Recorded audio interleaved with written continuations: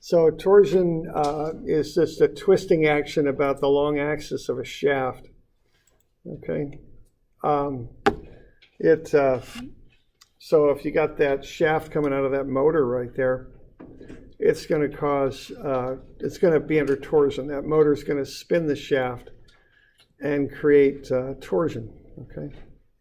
So that's a very common picture I might think about with torsion. So that shaft there is experiencing torsion as it is twisted by the motor, and then it turns the impeller in the pump there. So here's the pump on the side motor back there. All right, so there's another shaft coming out of a motor. It has a load on it. You got the belt transmitting the load down below there. So that little piece of shaft in there will be under torsion. All right, so that's what I think of, okay, when I think of torsion. So a drive shaft on a motor or an engine, the crankshaft in your car, all of these things are under torsion. If you have ever run heavy equipment, you might know a power takeoff shaft coming out of the back of a tractor.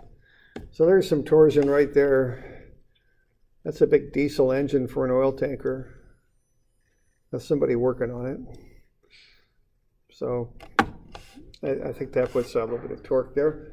Okay. Actually, you know, some oil tankers now got sails on them. They're using that to help the engines along a little bit and save some fuel. They're made of, I guess they kind of come up and deploy. They're not canvas sails. They're made out of some rigid material, but there you go. So that's what I think about when I think about torsion, okay?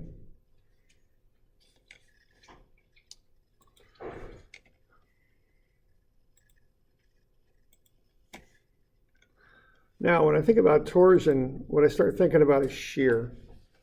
Okay, so if you think about, when I think of torsion, I visualize a shaft of some type that's being twisted. Again, a power takeoff shaft or a shaft for coming out of a motor or something like that is what I think about. So torsion is a moment about the center of the shaft. That's what torsion is. So that torsion right there is causing that shaft to spin about its central axis. Now, when I think about torsion, you know, I use the right-hand rule. So that torsion there, as I look at it, is counterclockwise, so that's positive. The other torsion would be negative. That's by the right-hand rule there. Now, when I think of torsion, you know, I think about shear. I was mentioning that. So what I could do with that then is think of a stack of coins that are glued together with an elastic glue. Okay, kind of like a rubber cement. And think of a stack of quarters. Each quarter is glued to the one before it. So if I take a torsion and apply it, what that stack of coins is going to do is twist. Okay, so that's how I think about torsion. If I do that, each coin is going to twist just a little bit with the one previous. And that's how that torsion would be generated. So if I took a Sharpie and drew a horizontal line on that stack, then I twist it, that horizontal line is going to become angled as those coins rotate. All right, so I get that torsion occurring in there, and each coin is twisting just a little bit with the one before. So that's how I get that shear there. Each face of the coin is trying to twist with respect to the previous one, and that's where I get shear. Okay. So torsion and shear are linked here. So we've got the R is the radius of the shaft. You could also talk about rho, which is a distance from the shaft center to a point. So rho max is R. Okay, so rho is a more general term, the distance from the center of the shaft to any point in the shaft. Okay. So if I look at the torsion, what I could look at is relate that to shear. So here's my little element, a dA, and I'll put a shear on that. So what I would have for that, the torsion T would be the sum of all of those shears times the area over which they act. So that'd be tau dA. And then I would multiply that by a moment arm from the center of the shaft to that element Call that rho. So tau, the shear stress times the A, what that is a force, because stress times area is force. Then multiply that by that moment arm, rho, and I'll get the torsion. So I just add up all the possible torsions in that shaft, and that gets me the total torsion on the shaft. Okay. So that's the basic relationship there between torsion and shear.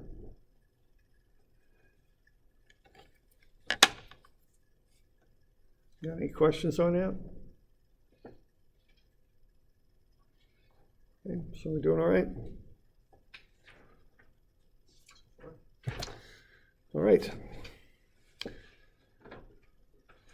Now, if we start off with a shaft, and let's make it out of foam rubber or something, and let's twist one end of it, we'll warp the original horizontal plane in there, okay? So if we got plane A, B, C, D, and then we twist the shaft, we're going to warp that plane. So we could start off with a nice, kind of evenly shaped plane there. Twist it, that plane's going to warp. So B is going to move up to B prime is what's going to happen. So that'll warp that plane. All right. So what we call phi here is the angle of twist in the shaft. Okay. Now we can look at, so that's measured on the cross section. That's how far B has moved up to B prime. That's that angle that arc covers. So what we could do then is measure those arc distances. The arc length from B to B prime would be R, which would be the radius of the shaft times phi, the angle in radians. And that would get us that arc length from B to B prime. In a more general sense, we could measure from E to E prime, and that would be rho times phi, okay? Because an angle in radians is equal to what? Angle in radians.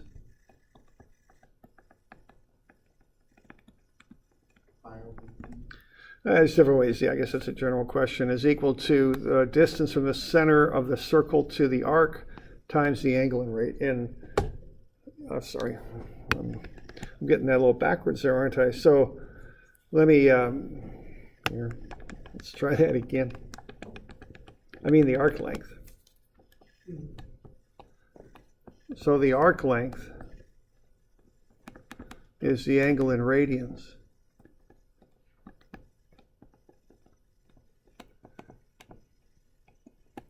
times the radius, okay?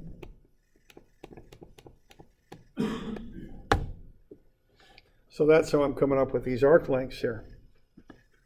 Our twist angle, how much we're twisting that shaft, is measured on the cross section. It's phi there. Okay.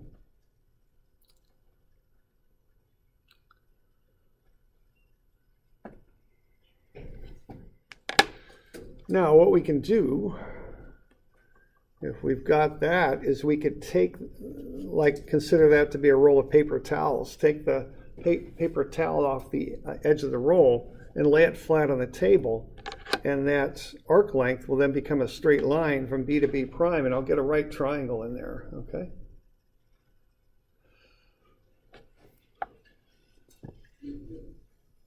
So I've taken the outer layer off of that shaft, laid it flat on the table. It looks like that. So this is rho times phi right there, okay? And that's delta for a radius length out. I've got the length of the shaft down here.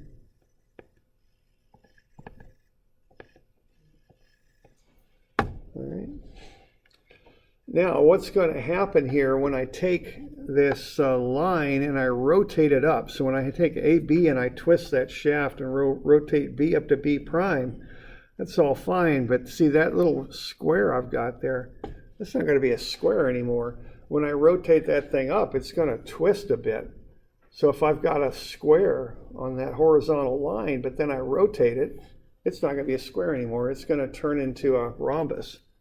Okay, so that's not perfectly square anymore. Okay, those aren't 90-degree angles once I rotate it. So what's going to happen is I'm going to take that square and I'm going to turn it into a shape that looks something like that. Well, if I look at that original right angle, I've got a shear strain in there, and I'll call that gamma for the radius out. Okay. And geometrically, that's going to equal the angle right here, which is probably an easier way to see that shear strain right there. Okay. And then I can do the exact same thing here for a triangle further in the shaft, a distance of rho out. So I can look from E to E prime and do the exact same relationships and put them here. Notice I got the same twist angle on the cross section of the shaft, but I end up with less shear strain. So the further out you go on the shaft, the nearer to the surface of the shaft, the greater the strain. Okay. The strain gets maximized on the surface of the shaft. That holds for the strain there, as I'm showing, but if you multiply by G, it also holds for the stress, tau. So the shear stress and strain are maximized on the edge of the shaft. Okay. All right. So it's kind of important to get the difference between these two angles. Phi is the angle of twist on the shaft. It's how far one quarter is twisting with respect to another, basically. And then that's added up over the length of the shaft. Gamma is the shear strain. That's this angle right here. So they're related to one another, but not directly. You know, if you look at a given angle of twist, phi, you'll have different shear strains depending on how far out on the shaft you are, how near the surface of the shaft you are. Okay. So you said phi is the angle of the angle of twist? Right, in the shaft, it's how much the shaft's twisting up. And then gamma is the angle of the shear. The shear strain, yeah, gamma is the shear strain, which is an angle in radians. That's one way to define it. Okay. Also, then phi will be in degrees. Phi is usually in radians too. Oh, in radians too. Yeah, all these things come out in radians.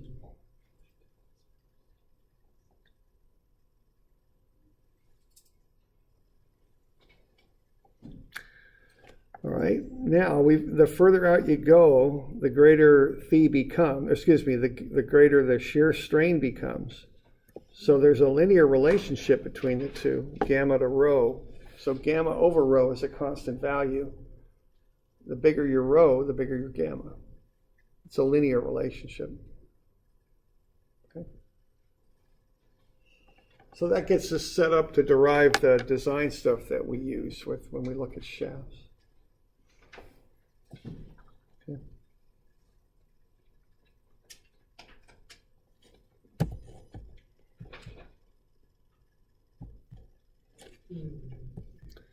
Okay.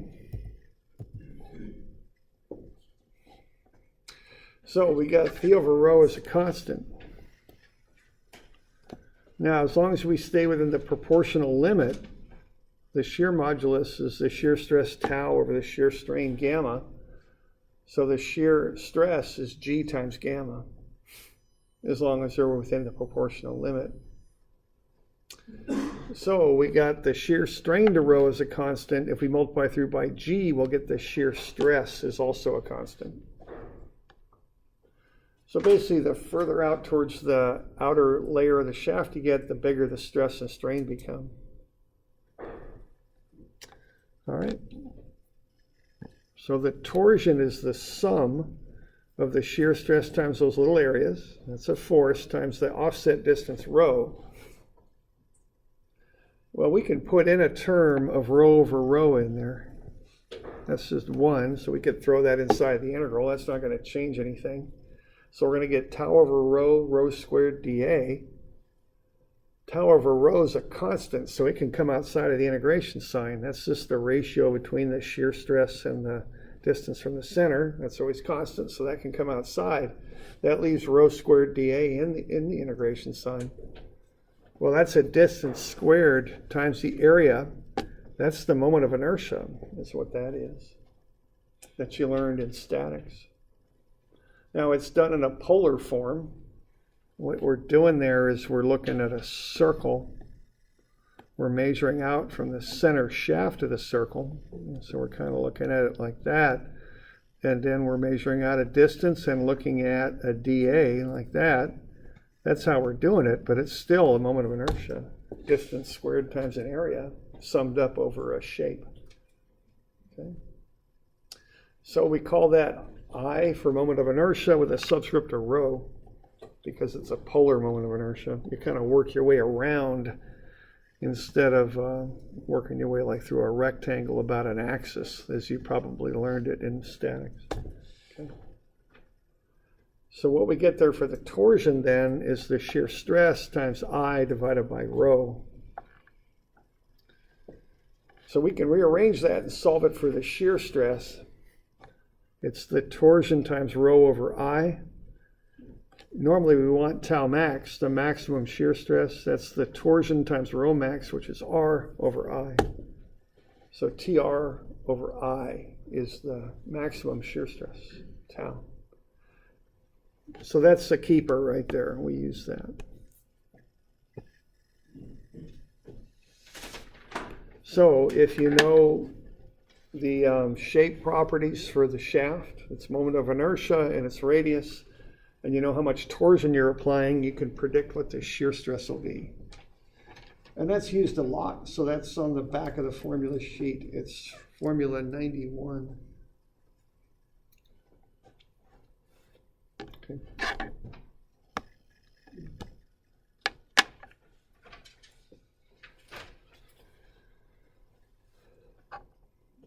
Now, that's one thing you look at when you design a shaft, is what's the shear stress. The other thing you look at is how much twist angle you're going to get based on the torsion you apply.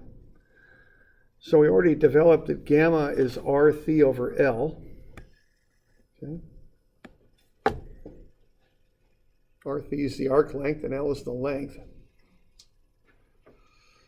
Solve it for the angle phi, that's the amount of twist, that's gamma L over R.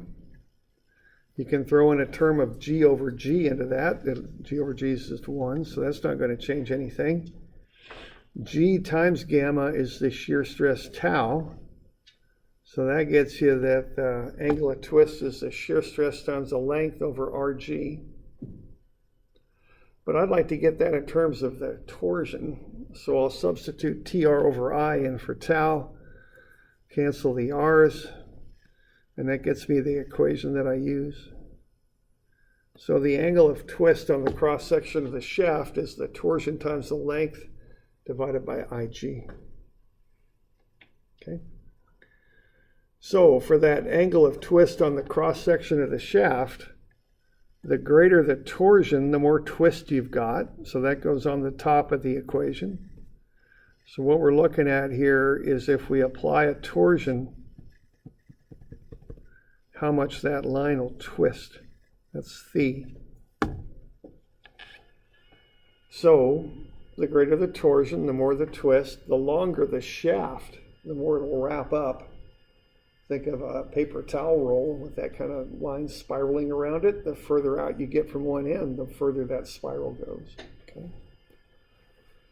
Now I sub P is a shape property that resists torsion, so that's on the bottom. And G is the shear modulus, which also resists torsion, so that's on the bottom. So that's kind of the common sense of that equation. Phi is TL over IG.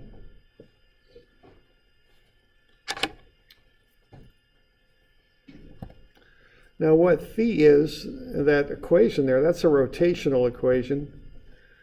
Sometimes I like to look for analogs so I kind of see how things work. So this is angular, right? What's the linear analog to that? Instead of angle, if you're doing linear, you've got a delta distance. Instead of the torsion, you've got the load.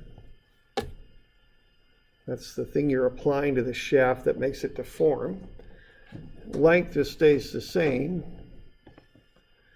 Instead of moment of inertia now, you just have what resists that linear load, which would be the area. And instead of the shear modulus, you got the modulus of elasticity, see?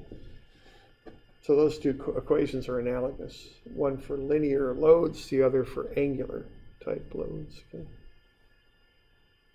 Same thing.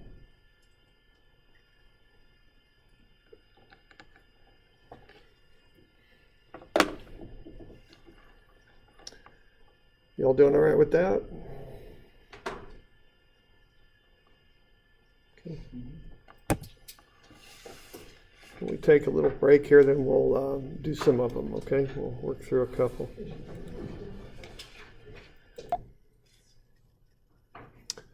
Okay, so those are the two main equations then. We've got the shear stress is TR over I, and the angle of twist is TL over IG.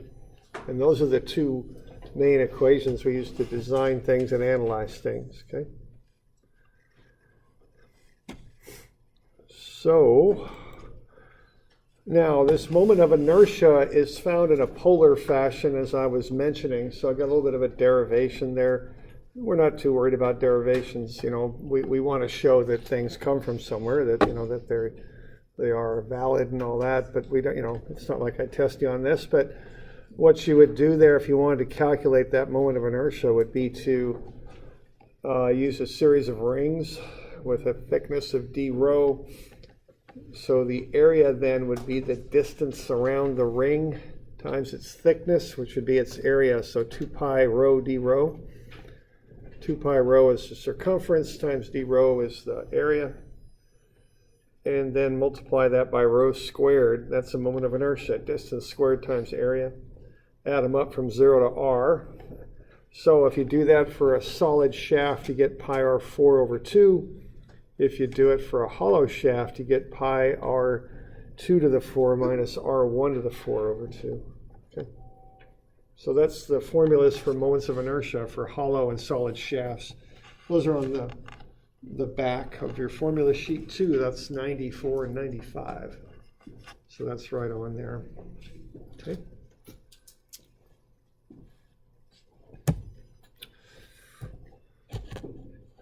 All right, let's just have a look here at running a few numbers. You know, that's kind of what we do when we're engineers, I guess. We don't do quite as much of it when we're working, but we still do it. So here we go. So there's a shaft. It's hollow. Now we got diameters spec'd on a shaft. Normally round things are spec'd out by diameter. So that's an 8 centimeter outer diameter and a 3 centimeter inner diameter. So I is pi over 2, r to the 2 to the 4 minus r to the 1 to the 4. So you just take the outer radius, remember it's a radius, minus the inner radius to the 4, all right? So there you go, and you just run it. And these numbers, typically in meters, they'll come out to be very small for normal size shafts. Okay, so that's 3.94 times 10 to the minus 6. Meters to the 4 are the units on that. Kind of a funny unit system, but that's how you spec out moment of inertia. It's length to the 4. Okay, so pi over 2, r2 to the 4 minus r1 to the 4. You know, normally it's easy enough to calculate that. Just remember to get the radii is what you want. It's so take half the diameters, of course. Now, if you want to use the diameters, you can divide by 32 because 2 to the 4 is 32, I think anyway. So 2, 4, 8. Oh, that's right. We already got a 2 in there, so 16. Yeah. So you also can use d to the 4 over pi d to the 4 over 32 if you want, but I just use pi r to the 4 over 2. And those are all listed on your formula sheet on 94 and 5. Okay.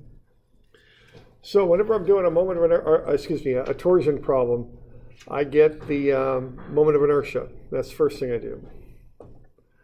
Okay.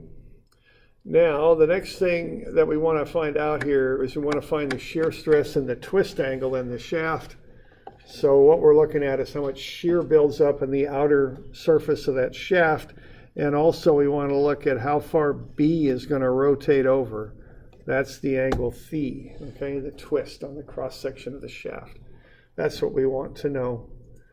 So we just plug into those two formulas and, you know, It's just plugging into formulas. Tau is the shear stress, TR over I, and phi is the angle of twist, TL over IG. So I just run the numbers, plug the stuff in. T is the torsion, 210 Newton meters. R is the radius, half the diameter to the outer edge of the shaft, because that'll get you the maximum shear. And then I, we just calculated, 3.94 times 10 to the minus 6. And then we got L, it'll be the length of the shaft. That the longer it is, the more it will wrap up. And then G is the shear modulus. So we get the shear stress is 2.13 megapascals, and the angle of twist is 0.0207 radians, which is 1.19 degrees. Okay. So that's just how you apply the basic equations there. Just plug the stuff in. Okay.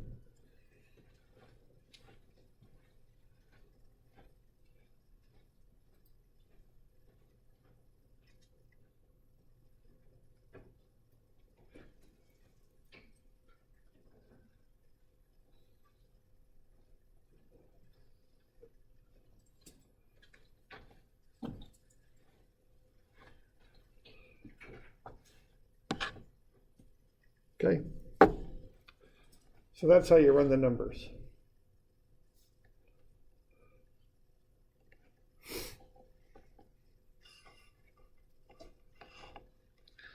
Now you can look at it other ways too, and we've touched on this a little bit. Sometimes you can look at things that are govern your shaft, okay? Governing means to be values you cannot exceed. Okay, those are governing values. So we good on that? So let's say we have this shaft and we've got a couple governing values. The shear stress cannot exceed 160 megapascals, and the angle on the shaft cannot exceed 2.5 degrees. So we can't have that shaft twisting more than 2.5 degrees. And we can't have the shear stress getting to be more than 160 megapascals. It's like I got a little bit of an error that I took care of on your sketch, but not on my slide. I shouldn't have a hole in that shaft, should I? That's a solid shaft, right? So that hole there doesn't belong, okay? It shouldn't be there. I could maybe make it go away, but I'd spend a while at it, so I won't bother with it. But it's fixed on your copy, I'm pretty sure. It is. Okay, great. So that's just a solid shaft. So it's just pi over 2 R4. Half at 12 centimeters is 6. That's 0.06 meters to the 4 times pi over 2. So I want to get I calculated. I also want to get those degrees converted into radians. That's the, the fundamental angular unit that these formulas are based on. So unless you got conversion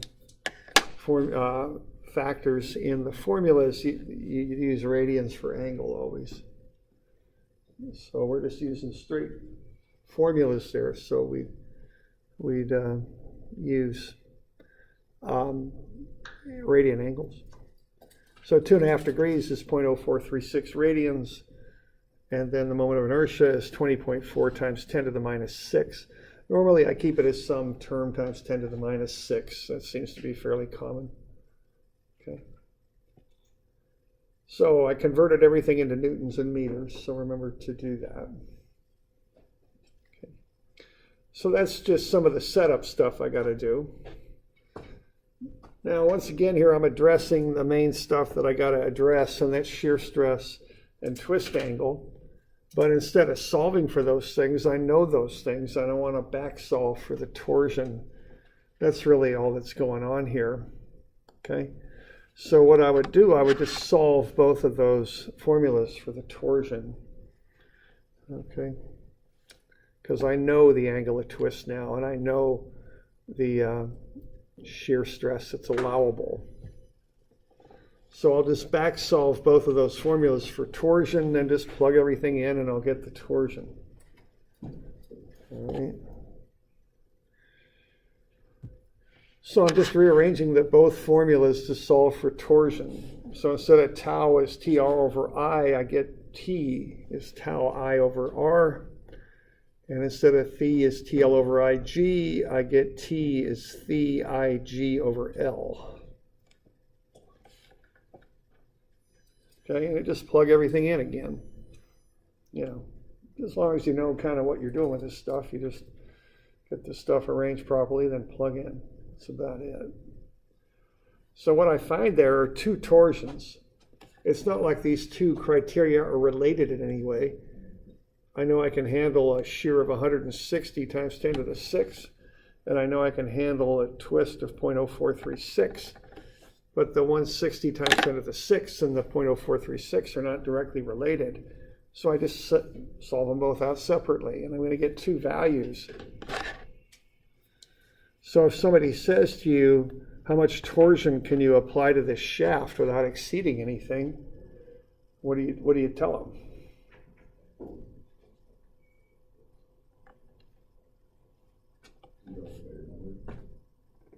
Yeah. Okay, what happens though if you do? What's going to happen to your angle of twist? I'm throwing this out purposely because I want everybody to kind of think it through. Yeah. If you go with the biggest number, the angle of the twist gets larger. Right? Too much. Yeah. Yeah. So you got to go with the smaller. Okay. So see, if you go to that maximum shear, you're going to have too much twist. That's the idea. These are both governing values. You can't exceed either one. Okay. So when I'm doing design, the things I think about is make it big. And so use the bigger of the two sizes. So if I'm doing, calculating for different values, use the biggest size or the smallest load. Okay. That's how I think about it. I want to be safe. So the biggest size, smallest load. Yeah. So let me get it right that if you made a shaft longer, it would be able to withstand more torsion, more twisting, more like the amount of force that you could. Not the amount of force, but how much twist you could tolerate in it. It's going to require the same force to shear it, but you're just going to keep twisting for longer. Yeah, the length has nothing to do with the shear. Okay, so there's a certain amount of shear that's generated by the torsion. That's independent of length. But the longer the shaft is, the more it can twist. If you think of pounding a nail through this shaft, if I pound a bunch of nails, and let's go vertically, okay?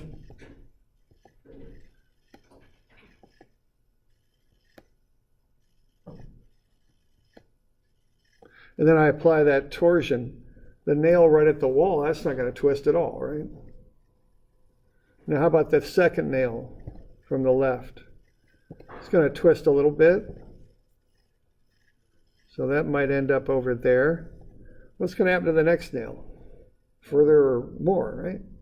The further out you get, the more they twist. See, the only thing that's changing is it's got more length to wrap up. You with me there? Good. So the more length you have to play with, the greater effect you're going to have. Yeah, which may be good or it might be bad. I mean, it gives you more, you can tolerate, you'll have more twist for that given load, okay? But, that might be bad. You may not be able to handle too much twist because it might throw something out of alignment. It just depends what you're doing with the shaft. The one thing I think about is if you've got a crankshaft, if that thing's twisting too much, it's going to throw off when your cams come up to top dead center. It's going to start throwing off the lifters a little bit, isn't it? You with me there? I mean, when the piston gets to top dead center, your valves aren't going to be quite in the right spot if you got a whole lot of twist in that crankshaft, because your cams aren't going to be in the right spot. If you know a little bit about internal combustion engines, which honestly I don't know too much, but I know that much at least. Okay, so if you get too much twist in there, that could throw your timing off, is what it could do. Now that would be an extreme case, but that's something that could happen. Yeah. Our submarine shafts, like the drive shaft or the propeller, would twist around 4 times. Oh, really? That's an awful lot. What's that thing made out of? Well, it's wicked long. Like it's very, very long. Oh, okay. Oh, wicked long. Okay. Yeah. Okay. Yeah. See, and that thing wrapped up 4 times. You know, that's now if you wanted to minimize that, you'd have to use a stiffer material. If you went with a higher G, not necessarily stronger, but stiffer, it wouldn't twist as much. But you know, that may not make any big difference. You know, who cares? You know, maybe it doesn't make any difference to you. You know, Might make it a lot heavier. yeah, right. And there you go. Which is probably more important to you. And, yeah. Okay. So, all right. So I don't know if that was kind of a long tangent on your question, but I don't know if that's good. Okay. All right. Okay. So the 2 values you got, the 54 and the 26, one is like the stage 14 load, and one's the load. Well, what we're finding here, we're finding this, if we hit this torsion, the shear will be 160 times 10 to the 6. Okay. If we hit this torsion, the twist will be 0.0436. That's what we're finding. So what that's telling me is I can't go over 26,600. If these are 2 limiting factors, 2 independent limiting factors, I can't go over 26,600 because I'll twist too much. Okay. So I got to stop at 26,600. That's the idea. Yeah, I didn't realize what the limiting factor was. Yeah, that's all it means. Okay, so you stop at the lowest one. Okay. All right, so that's some, just basic torsion. Now things can always get a little bit, more involved with this stuff. If we're good with that, we're good. Okay. Let's say we put more than one torsion on a shaft, and that isn't uncommon. Let's say we got one motor, and we've got a couple different takeoffs from that thing. So we're applying, we've got that motor putting out a certain amount of torsion in that shaft. We got 120 Newton meters at B and 80 more at C. Let's see how much this shaft is going to twist up. And let's look at a little bit of that twisting action and what it means. Let's look at the time difference between when B and C hit top dead center. That's a term from, I don't know, I guess they still use it. They still time, I don't know if they time cars anymore. I have to tell you, the old back in the day story. That back in the day, you used to take a car and time it yourself. You used to get this thing called a strobe light, called a timing light, and you used to hook it up. And this is ancient history. This is kind of what Leonardo da Vinci worked You on. find strobe lights at a disco now. Yeah, I know. It's true. And, there's this thing called top dead center. What top dead center is exactly 12 o'clock on a shaft. It's right there, right at the very top. So it'd be 12 midnight on a clock. Exactly. Okay. So that's what's referred to as top dead center. All right. All right, I've got the shaft diameters. I already calculated I for the shaft. There and there. That's from the middle of the page, so I already calculated that. We want to figure out a couple of things. We want to find the angle at C, the angle from C to B, of C with respect to B, and the time difference between when B and C hit top dead center if the shaft spins at 1750 RPM. Okay. Got the lengths of the shafts right there.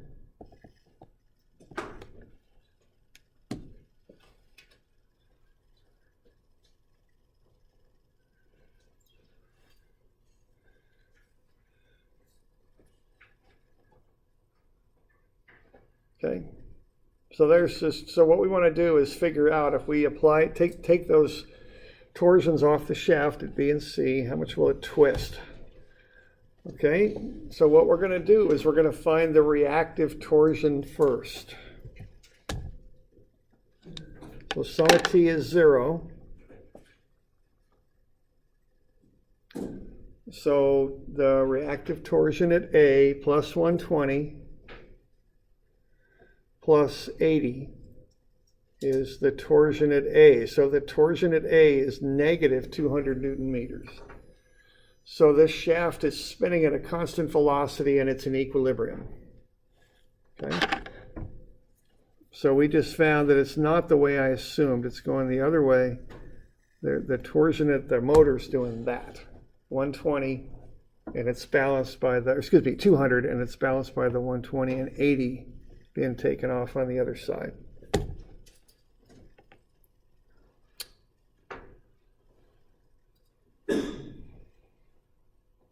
Okay. So what I'm going to do here, I'm going to find what the internal torsion is. That's how I figure out how the shaft will twist. I look at the internal torsion. Okay. So I'm going to start at the reaction, at the reference point, which in this case is the motor, and work my way out. So what I've got there, I've got negative 200 as I have it drawn, then plus TAB.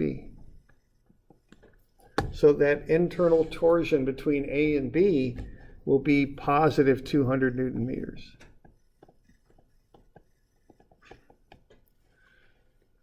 So I'm following a very prescribed process to do this. I'm finding the reactive torsion. I'm cutting through the shaft at a point that I want to find the internal torsion at, and I'm taking one whole side or the other. I'm taking the reactive side. And that sounds a lot like what we were doing earlier with long axial members there. Remember that? We were using delta as PL over AE, and we were finding the delta for each little piece of the shaft, or a long whatever that we were dealing with. We're doing the same thing now. We're just doing it for torsion. So we got to find that internal torsion anywhere between A and B.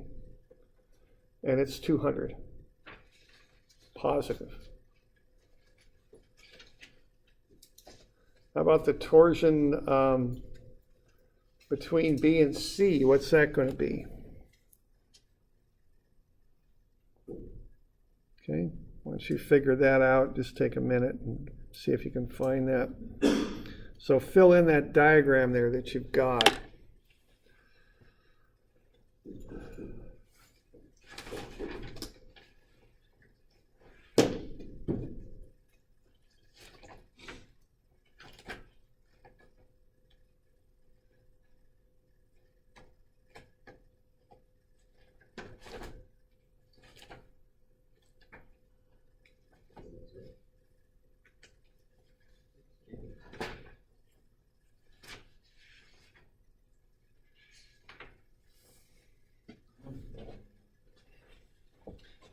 I'll be right back.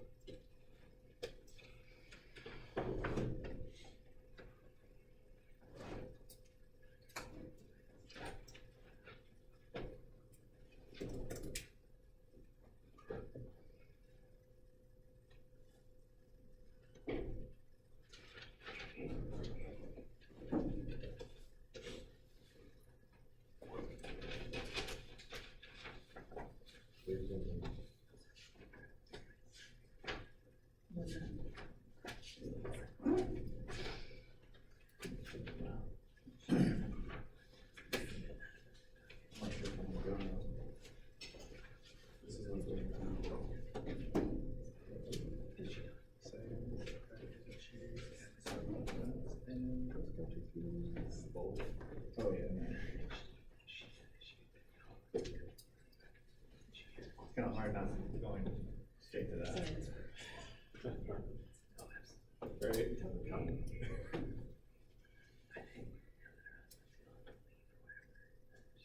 Unless you want to get a ribbon and fries and stuff. I don't think we're at 9. It's 5 on Fridays.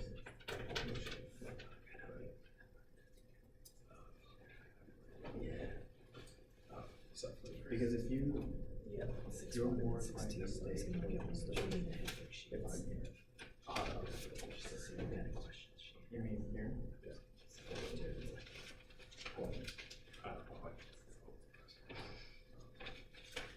I mean, you know yourself.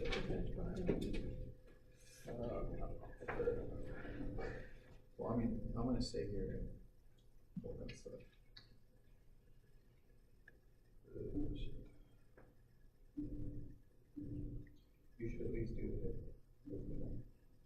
So we can turn that in. At least that, because that's just copy.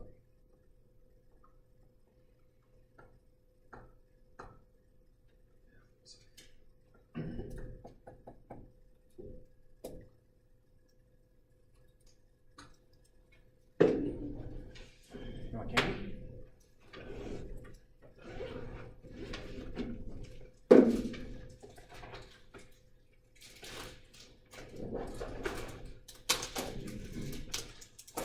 Wait, is he cross? Bring food?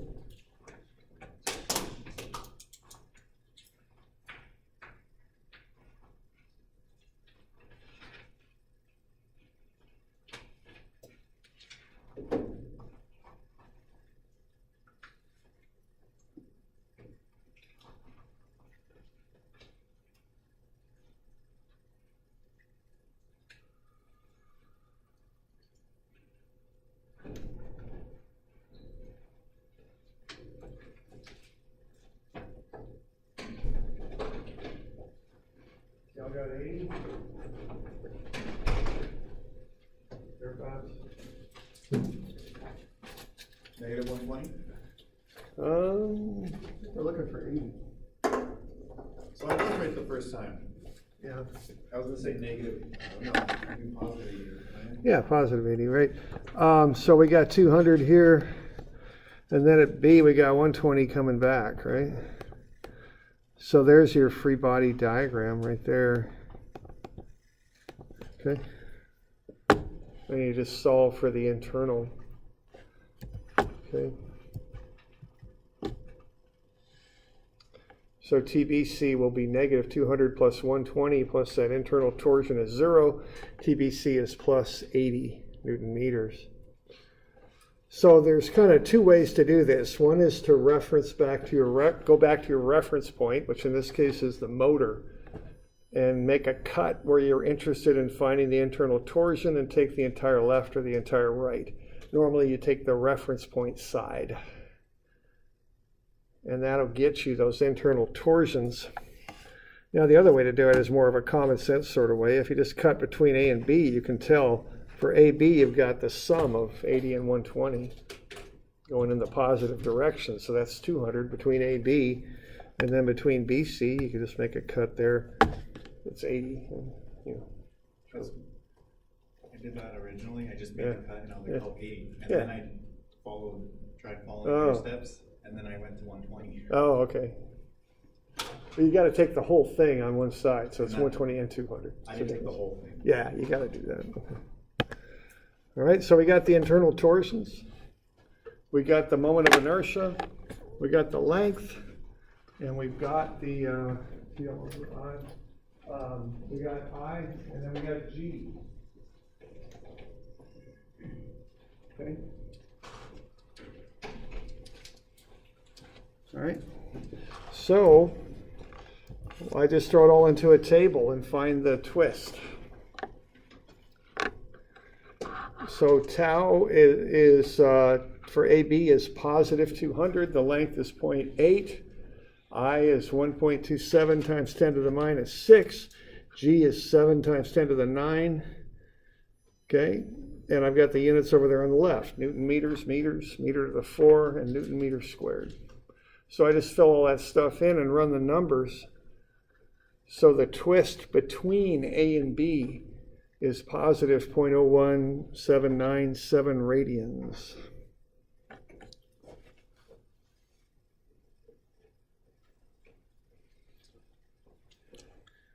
Okay.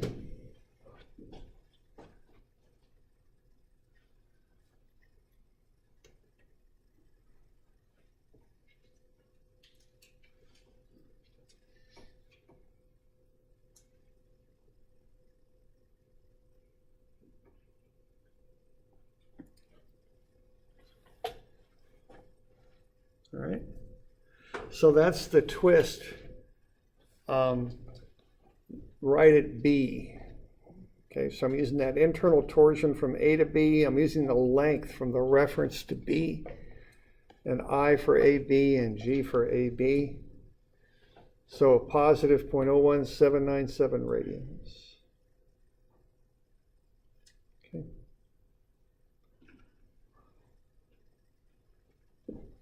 And you do the same thing for BC, okay? So 80 is the torsion in BC, 0.5 for the length, 0.251 times 10 to the minus 6 for I, 7 times 10 to the 9 for G. So I'll get another positive number, 0.02274 radians. That's the twist from B to C. So just like we did with that linear stuff before, we're finding increments of twist. Each time something in the shaft changes, the load, the I or the G, we got to have a new column in this table. And what you do to get the total twist at C is you just add up the intermediate values. That's how you do that. Okay.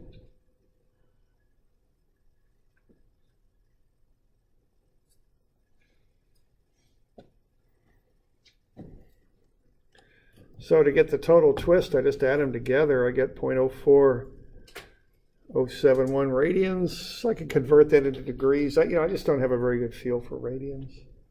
So I converted it into degrees so I have a better feel for what that is. It's 2.33 degrees. So as that shaft is spinning and doing its job there, point C is going to twist a little bit. The top dead centers are going to be 2.33 degrees off between A and C. Okay.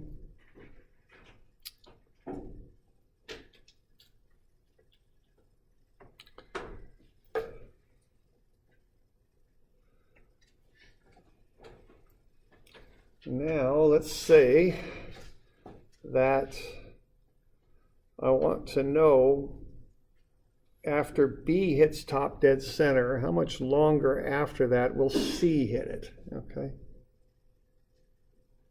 All right, let's say that's something I want to know.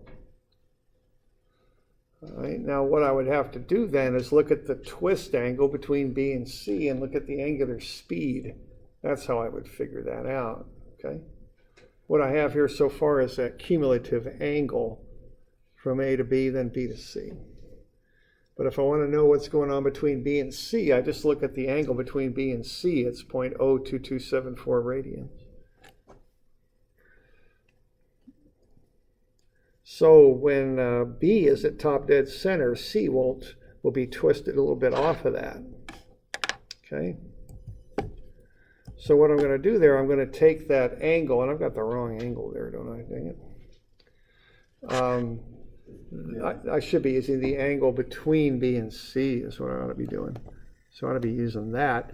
What is that, 0.022 something or another? 0.02274. Thanks. There we go. So that's the twist of C with respect to B. And then I want to get the RPM, get that into radians per second.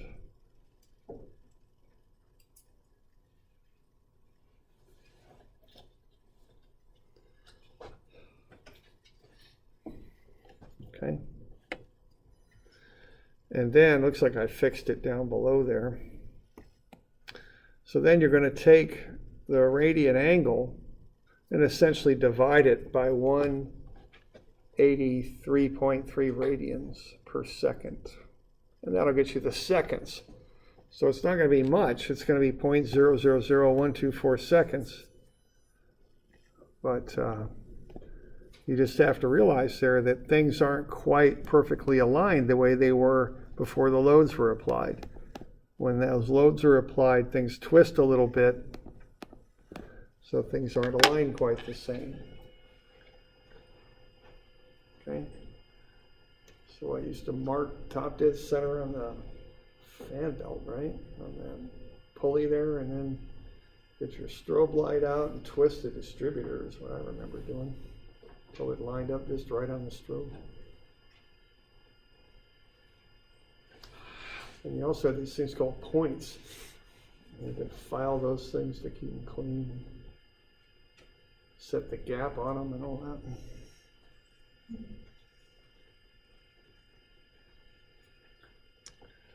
Not anymore. Okay.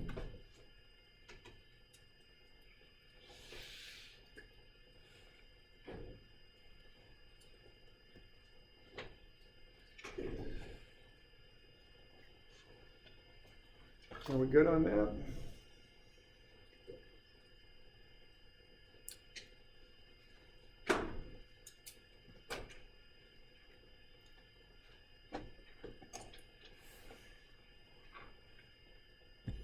Okay.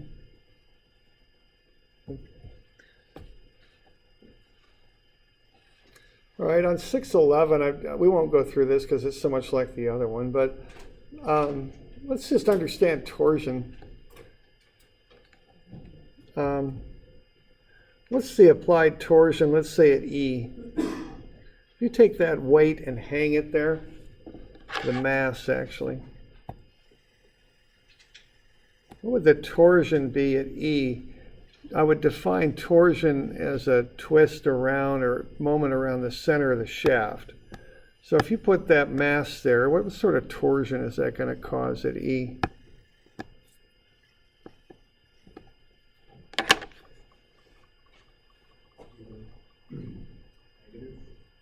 Yeah, it'd be negative. What would the amount? What would the magnitude be? Yeah, you'd look at the force times the distance. So that's what a torsion is. See, you can convert between those things. Torsion coming out of a motor is usually a couple. You know, it's just a twist that the motor imparts to the shaft. But you can lift things with it. Okay, you can do things with it. So the torsion would be defined as this force, not the mass, but the force times the distance. And I've got that distance called out right there. So that's how you would find that torsion. Take the force times its horizontal distance from the center of the shaft. Okay? So just, I want to be sure everyone understands that it's not just numbers we're throwing around. Okay? So if I want to get the torsion at E, I'd convert that 1,500 kilograms into a weight, 14,715. That's negative, so I put a negative sign out in front. Take the weight times the 0.5 meter offset, and that would get me a Newton meter torsion, 7358. It's negative there. Okay.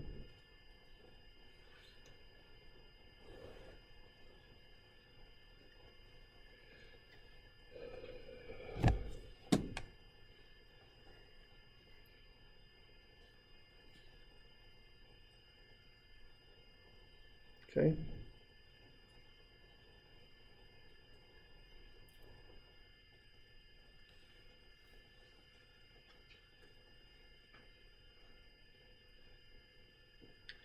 So that's how I would find the torsion.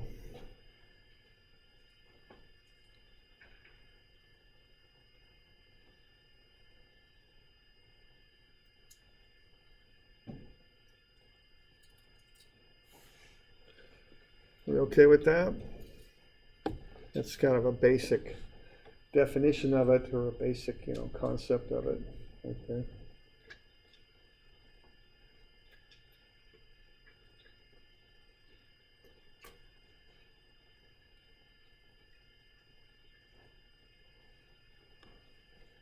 Okay.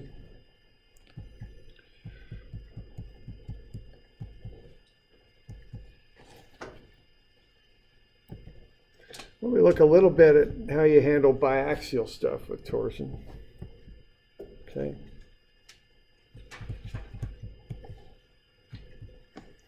So this is on 620, I think it is.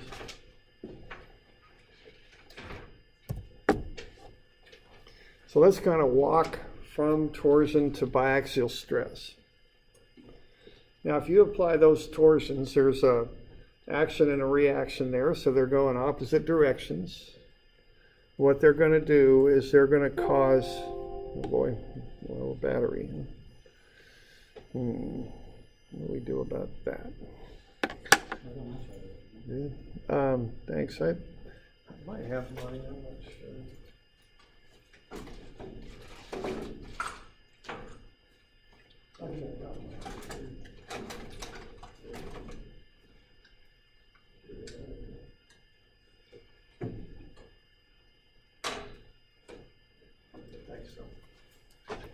What do I? Yeah, I do.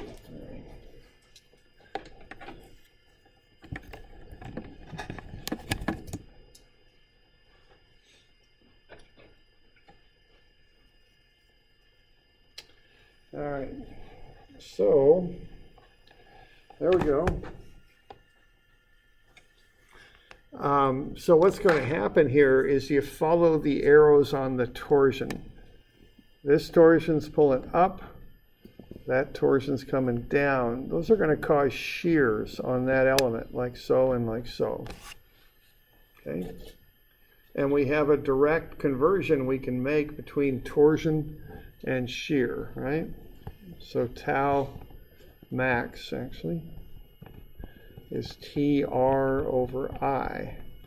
So we can get from those torsions right to a shear. And then we can apply them to that element on the surface. So that particular torsion pattern is going to get you torsions like so on that element. We start off with these ones on the x-plane, up on the right, down on the left, and then the other torsions will meet in the corners. Okay, like that, and like that. So now we're going biaxial again, okay? Now there's no normal stresses in the x and y directions. There's 0. Okay? So what we get out of torsion there is pure shear. And it's just TR over I. The directions are found by taking those torsions and just applying them as shears to the element. Okay. So what we got there is tau xy is TR over I. Sigma x and sigma y are 0. So what that gets us are simplified biaxial equations. There's sigma x1, and there's tau x1 y1. Now these get shortened up quite a bit because sigma x and sigma y zero out. So we get these kind of special shortened equations. And they're different enough because they're so much shorter that they're usually written down separately.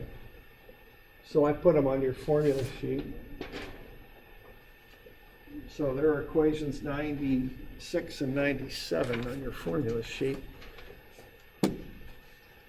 Okay. So notice, even though we don't have shear on the x and y, excuse me, normal stress on the x and y planes, we can have it on other angled planes. Okay. So there's a picture of a torsional shaft for a paper towel rack there. So I'm sure we don't want those things failing in any sort of way. That could be pretty bad. Paper towel might rip or something. You might get sued. It'd be pretty bad. But so that's why we might want to know torsions at an angle, because sometimes they make shafts by wrapping plate. Okay. So there might be a seam in there at an angle. So you might want to know what the shear normal stress are on that plane. You know, who knows? Okay.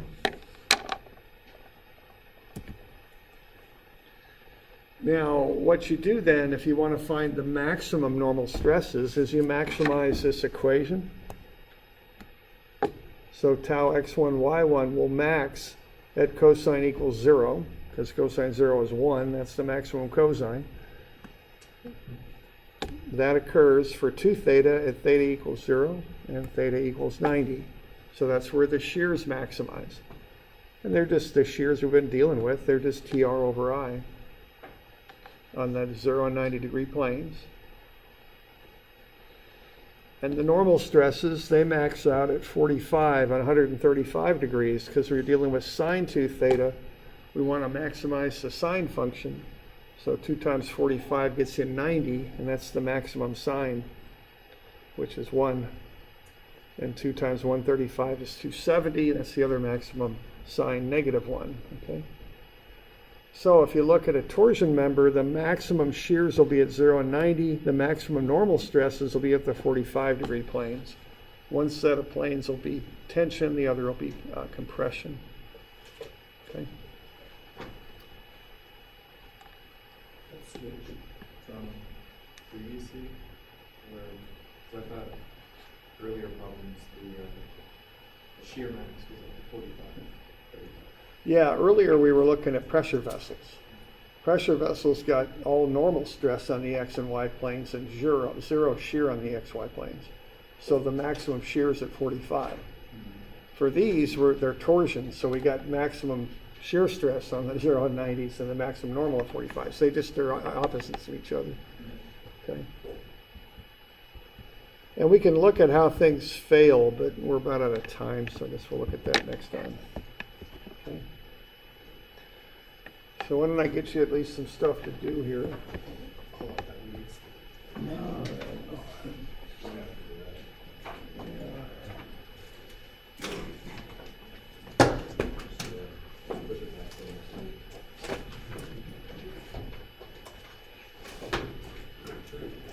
So I'll get you, not too much here, I guess, unfortunately.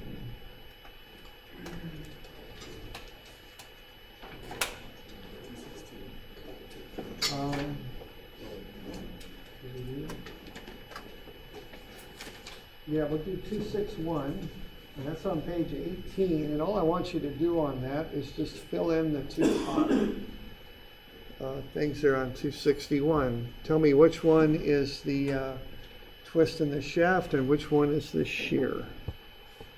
And you've got that on page 18A. Just fill in alpha for one and beta for the other. That's all you got to do on that. And then 263, that's a good one.